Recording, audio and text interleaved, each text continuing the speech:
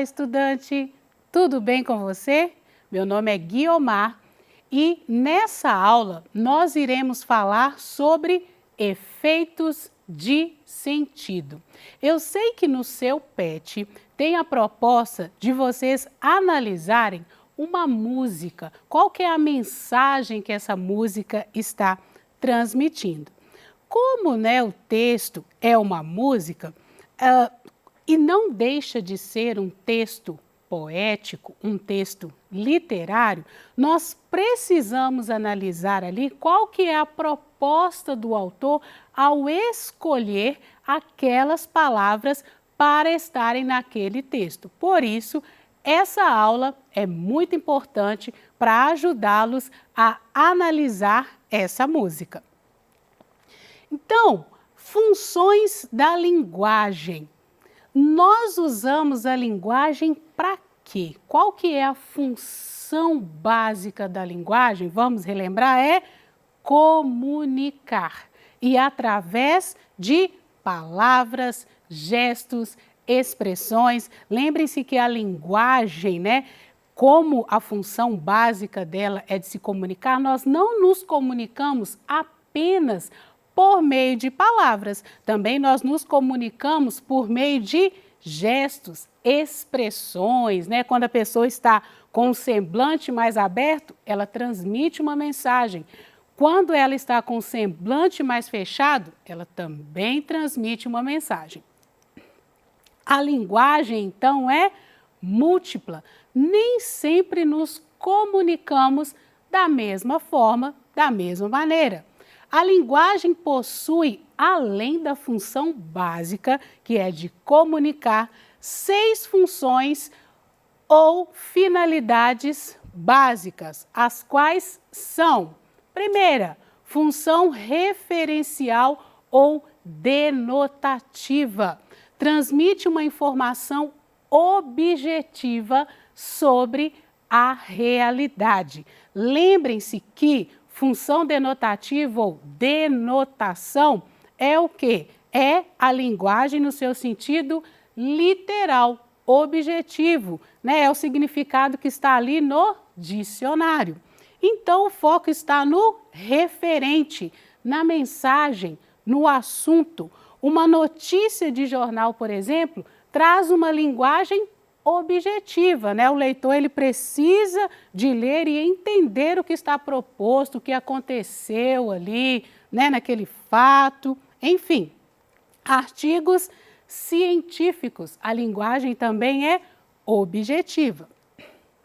Função expressiva ou emotiva. Lembre-se que emotiva lembra de emoções. Então, reflete o estado de ânimo do emissor, daquele que escreve, daquele que transmite a mensagem, os seus sentimentos e emoções. O foco está, então, no emissor, no remetente, porque é ele que quer transmitir as suas emoções.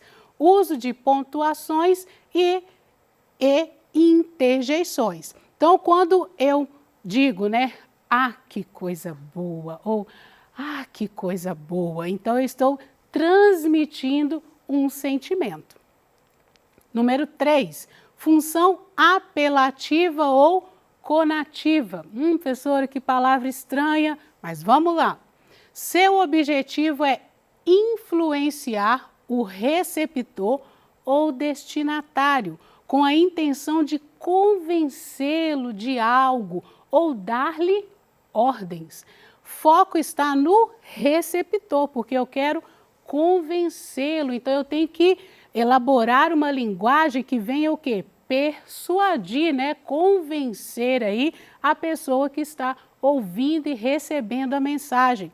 Então, uso de recursos visuais e sonoros e de imperativos. Então, por exemplo, a frase volte sempre, Volte sempre. Então, isso aí eu estou querendo que o meu receptor, a pessoa, volte sempre. Olha o uso aí, o uso do imperativo, volte sempre. O imperativo, ele é usado para quê? É um modo verbal, que indica uma ordem, um conselho. Entendido? Função poética é aquela que põe em evidência a forma da mensagem. Preocupa-se mais em como dizer do que com o que dizer, com o que será dito, né? Então é a escolha das palavras, é o que eu chamo de seleção lexical, né? Jogo criativo, o foco está na mensagem, por isso o objetivo, preocupa-se com como dizer, como aquela mensagem será dita.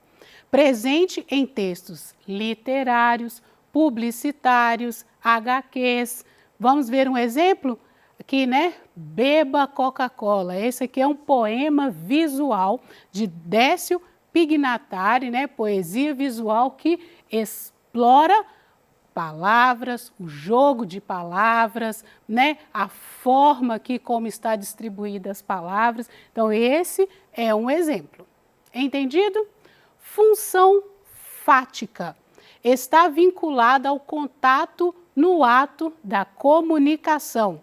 É uma checagem, né? Uma testagem de entendimento entre o remetente e o destinatário. O foco está no canal, porque eu preciso, né, entender e perceber que a pessoa com a qual eu estou conversando está entendendo tudo que está sendo dito. Então, por isso que eu uso expressões como oi, alô, certo, entendido, você entendeu, né? Oi, não é? Então, isso aí é uma checagem de que a comunicação está sendo ali estabelecida, está tendo entendimento.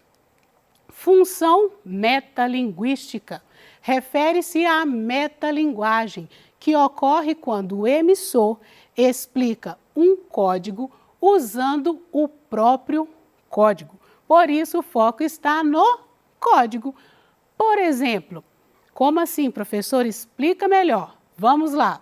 Se eu tenho uma poesia que fala de poesia, ou que eu chamo, né, de fazer poético, eu estou usando a função metalinguística da linguagem, porque eu estou usando, né, entre aspas, uma coisa para falar da própria coisa. Se eu tenho, por exemplo, um filme que trata do surgimento do cinema ou de um outro filme, né?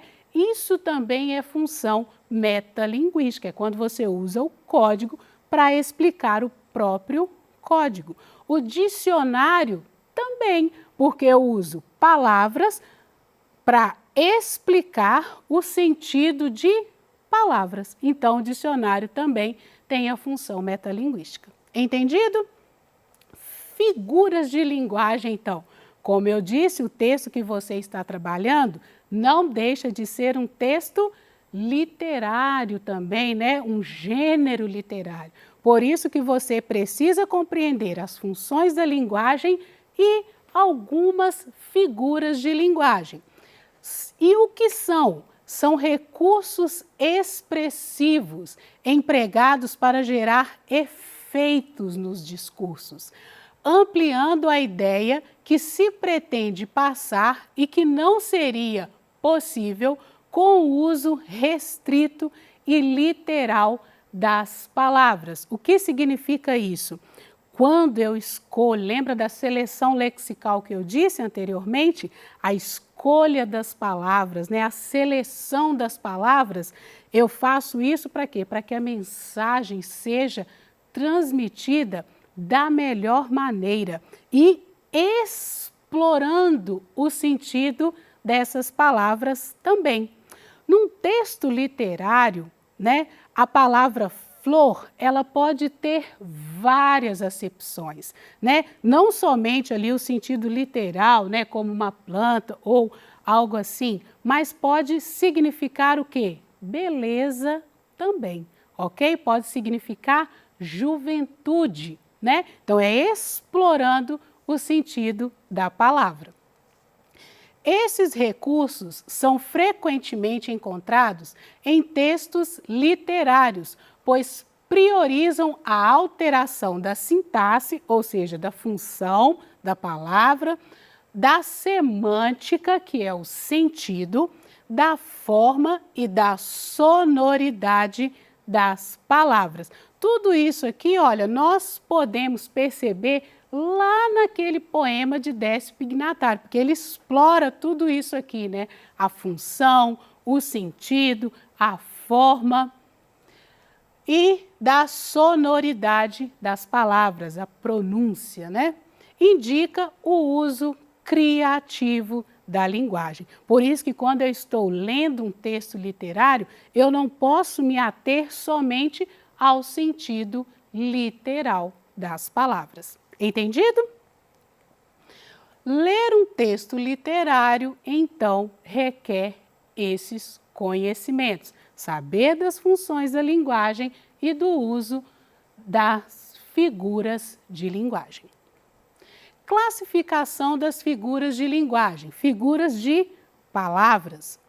Metáfora, o que viria a ser uma metáfora? Estabelece uma equivalência e não deixa de ser uma comparação implícita. O homem é uma ilha no meio de muitas ilhas.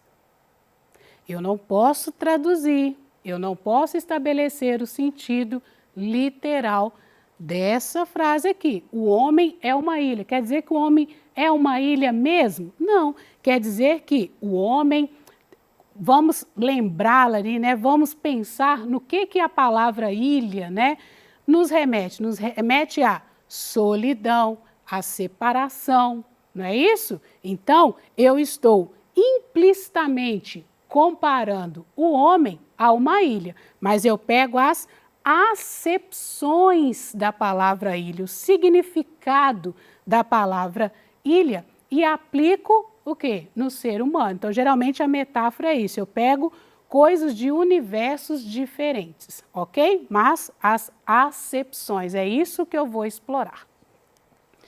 Comparação, lembra que metáfora é comparação implícita, aqui já é comparação explícita. Estabelece uma relação de semelhança entre dois elementos. Por exemplo, seus cabelos são macios como a lã.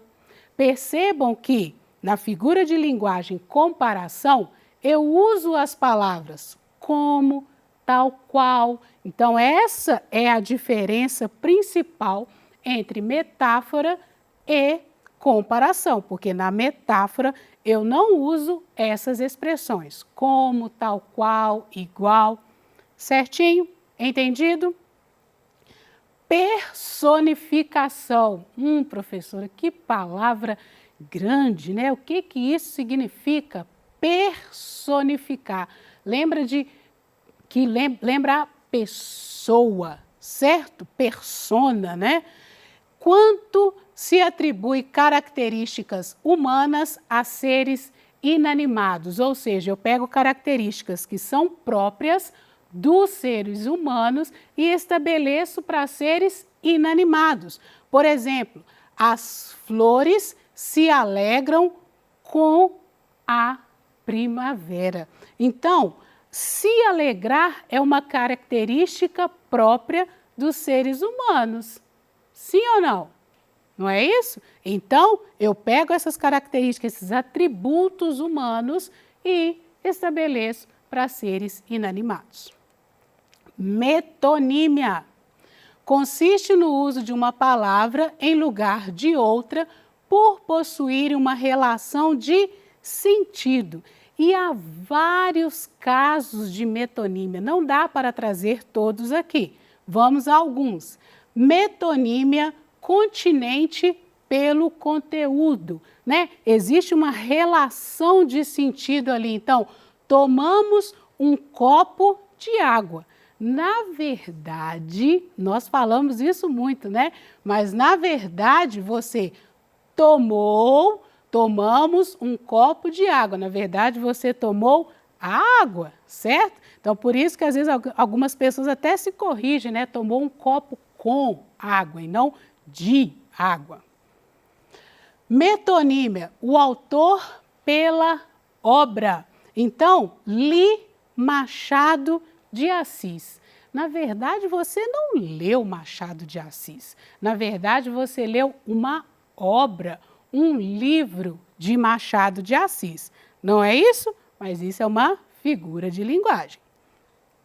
Hipérbole já é o exagero, né? É aquela figura de linguagem que estabelece o exagero.